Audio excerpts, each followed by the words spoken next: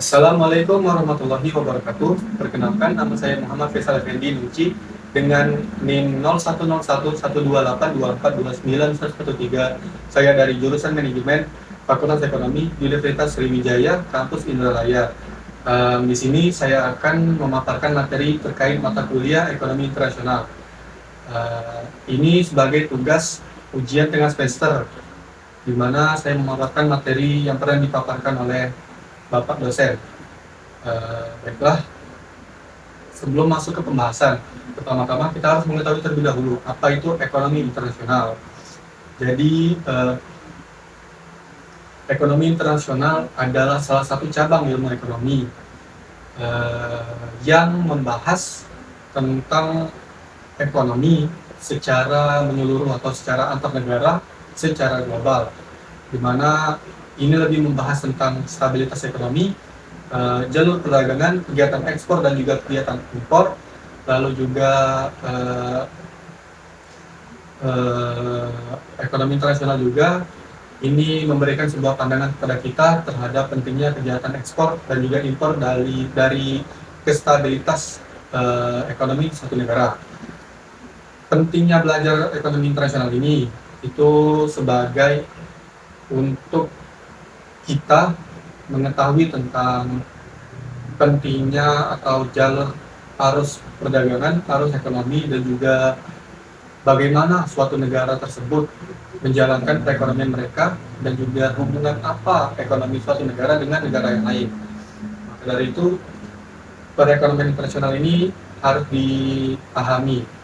Lalu selanjutnya itu yaitu teori praklasik sebelum masuk ke teori awal. Jadi teori praklasik ini merupakan teori paling awal yang terkenal di ekonomi, di mana teori ini sangat banyak dijadikan acuan pada abad 16 dan sampai abad 18 Masehi. Jadi teori praklasik ini contohnya itu merkantilisme, di mana teori merkantilisme ini itu pertama, suatu negara akan menjadi kaya atau makmur apabila kegiatan ekspor negara tersebut lebih besar daripada kegiatan impor barang dan jasa. Maksudnya itu negara tersebut harus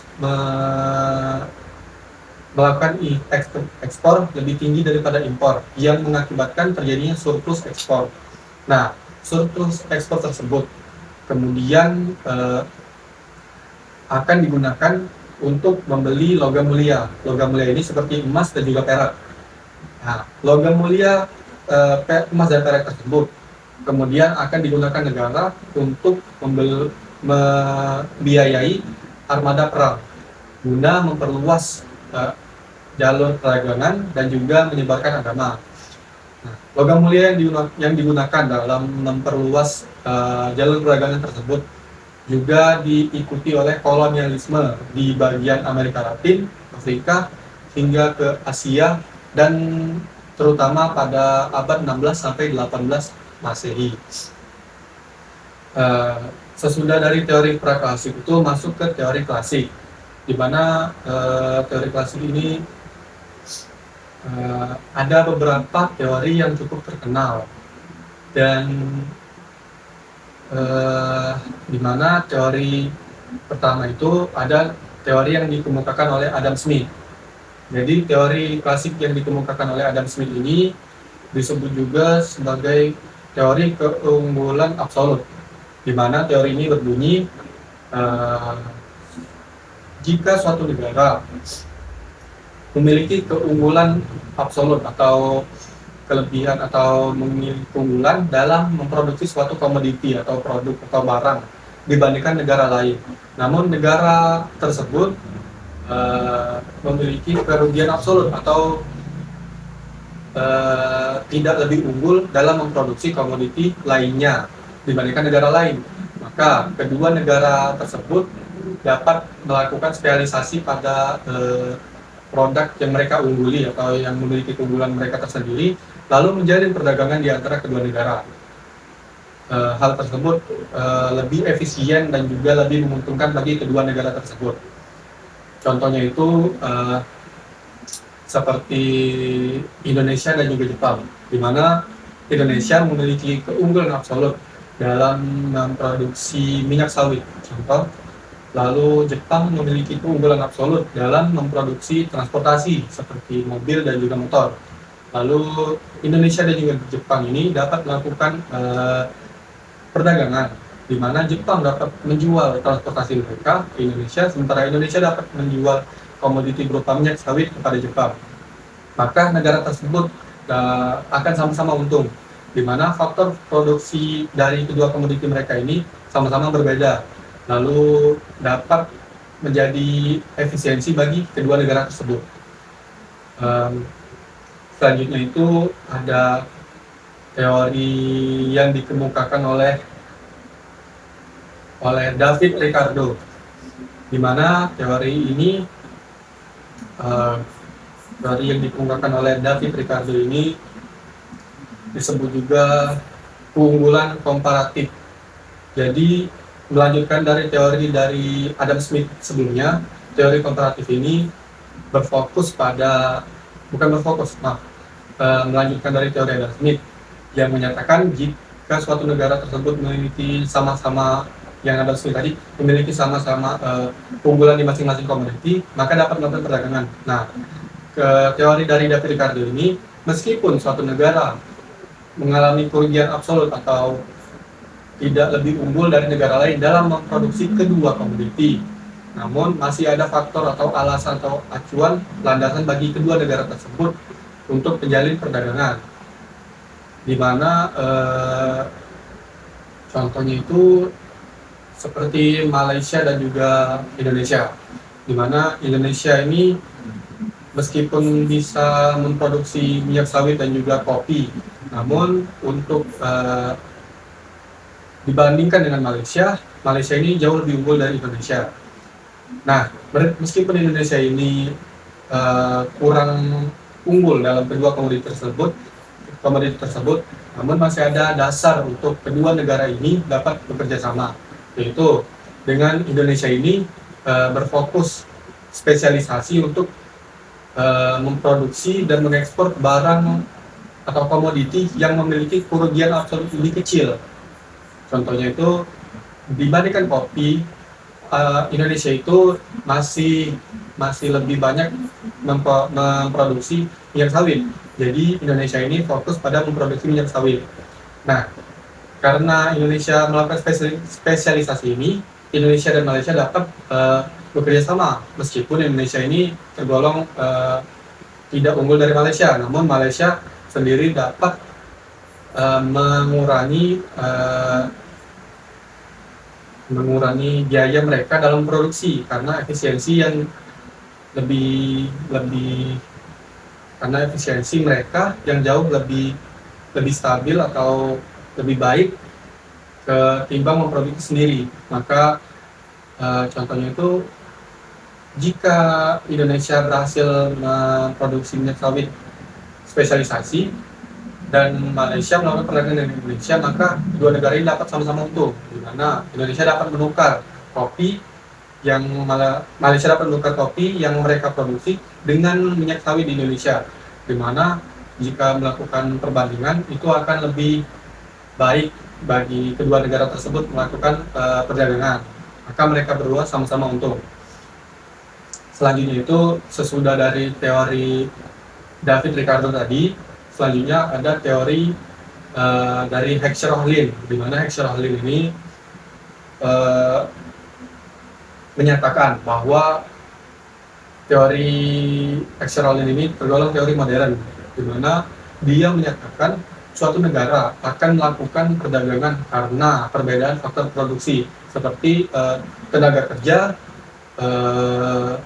modal, dan juga sumber daya alam, di mana negara yang kaya akan tenaga kerja akan memproduksi barang padat karya, sementara negara yang kaya akan modal akan memproduksi barang yang padat modal. maka ini bukan berarti lebih ke yang mana yang lebih unggul, tapi yang mana yang lebih efisiensi. Maka jika negara yang padat modal menghasilkan barang yang padat modal bekerja sama atau melakukan perdagangan dengan negara yang padat karya akibat banyaknya tenaga kerja, maka kedua negara ini dapat melakukan kerja sama atau perdagangan di antara mereka, di mana karena perbedaan faktor produksi tersebut agar kedua negara tersebut sama-sama untung dan sama-sama lebih efisien. Selanjutnya masuk ke materi pembahasan kedua. Masuk ke materi selanjutnya, di mana materi selanjutnya itu merupakan kebijakan perdagangan internasional. Jadi kebijakan perdagangan internasional ini merupakan suatu tindakan atau tindakan peraturan yang dijalankan suatu negara secara langsung maupun tidak langsung yang melindungi ke arus perdagangan di negara tersebut yang mempengaruhi komposisi organisasi dan juga arus perdagangan di negara tersebut. Tujuan dari kebijakan perdagangan internasional ini yaitu agar negara tersebut dapat menjamin lapangan kerja di negara tersebut. Lalu negara tersebut juga akan guna menjaga nilai kurs atau nilai tukar dan menjaga kestabilitas ekonomi dan juga memastikan agar tidak ada dampak negatif atau kerugian akibat perdagangan luar negeri. Dalam kebijakan internasional perdagangan ini, pemerintah tidak benar-benar membebaskan begitu saja, namun pemerintah melindungi negara melalui kebijakan yang diberikan oleh pemerintah dengan tujuan agar tidak merugikan negara dan juga tetap menjaga keuntungan bagi pihak negara maupun negara lain. Contoh dari kebijakan perdagangan internasional ini, pertama itu ada kebijakan tarif. Jadi kebijakan tarif ini berfokus pada pajak dari suatu negara, bagaimana negara tersebut bisa masuk ke negara lain, maka dikenakan yang namanya pajak. Di mana tarif ini, contoh misalkan negara Indonesia mengenakan tarif ke barang-barang dari negara luar, contohnya China atau Jepang yang mengenakan tarif untuk barang-barang mereka. Jadi sebelum barang mereka masuk, maka ada yang namanya membayar pajak. Nah, pajak yang dibayar ini setelah dibayar baru membolehkan barang tersebut masuk dan dijual di negara Indonesia. Lalu apabila negara tersebut sudah masuk ke pasar domestik, maka barang tersebut akan lebih mahal. Maksud lebih mahal ini harganya akan naik dari harga sebelumnya dikarenakan pajak yang sudah dibayar. Selanjutnya itu ada kebijakan kuota impor, di mana kebijakan kuota impor ini merupakan kebijakan yang membatasi atau memberikan batasan kepada jumlah barang yang boleh diimpor di suatu negara. Berbeda dengan kebijakan impor ini berfokus pada jumlah, sementara tarif berfokus pada harga. Jadi kebijakan impor ini berfokus pada berapa jumlah kuota atau jumlah barang impor yang boleh masuk ke negara. Selanjutnya itu ada kebijakan subsidi, di mana kebijakan ini dilakukan oleh pemerintah guna untuk memberikan bantuan kepada para petani atau pedagang dalam mempasarkan dagangan mereka ke pasar internasional. Jadi subsidi ini juga mengurangi biaya produksi dari pedagang atau petani sehingga mereka dapat lebih efisien memproduksi barang mereka. Lalu selanjutnya itu ada kebijakan hambatan non tarif. Jadi kebijakan hambatan non tarif ini merupakan kebijakan yang melarang atau bukan melarang, yang memberikan batasan pada atau selain tarif dari barang yang masuk ke negara. Contoh, kalau tarif itu berfokus pada memberikan pajak, sementara hambatan non tarif ini lebih berbentuk ke perundang-undangan, perizinan atau kebijakan dalam suatu negara. Jadi sebelum barang itu masuk, ada beberapa kebijakan yang harus disepakati agar barang tersebut boleh masuk. Itu masuk ke kebijakan non tarif. Selanjutnya itu ada larangan impor. di mana larangan impor ini merupakan kebijakan yang bertujuan untuk melarang beberapa barang tertentu masuk ke negara domestik, di mana kebijakan ini berfungsi untuk menjaga keamanan negara, menjaga kestabilitas ekonomi, dan juga memastikan agar tidak ada barang-barang terlarang yang masuk ke dalam negara. Selanjutnya itu ada kebijakan selain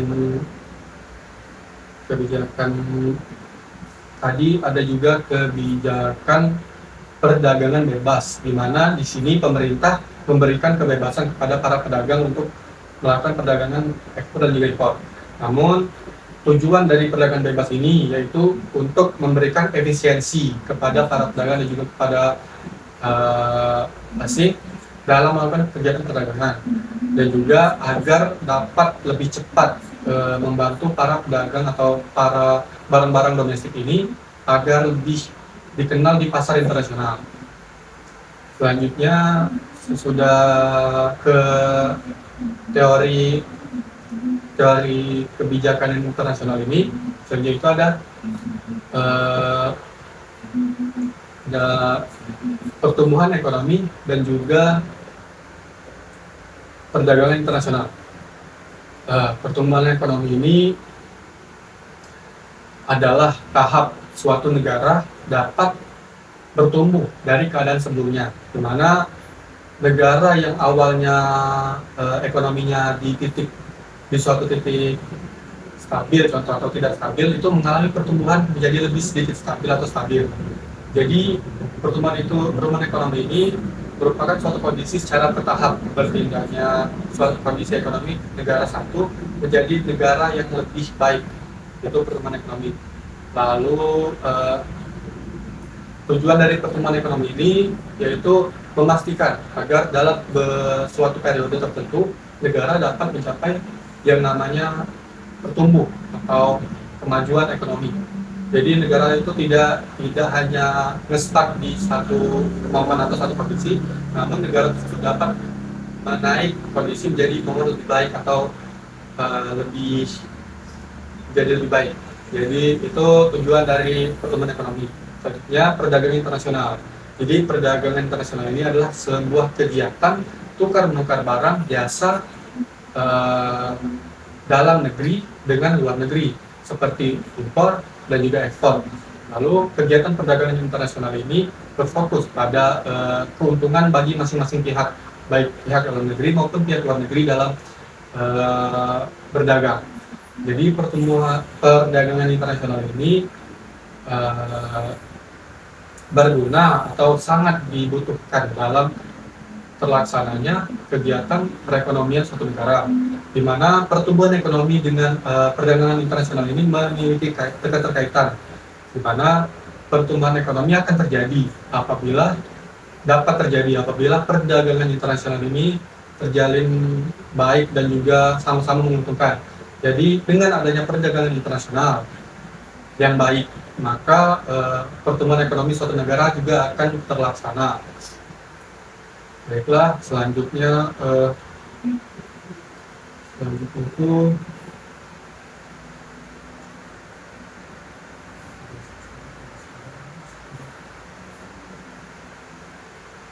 baiklah, selanjutnya itu adalah kesimpulan dari materi yang saya paparkan.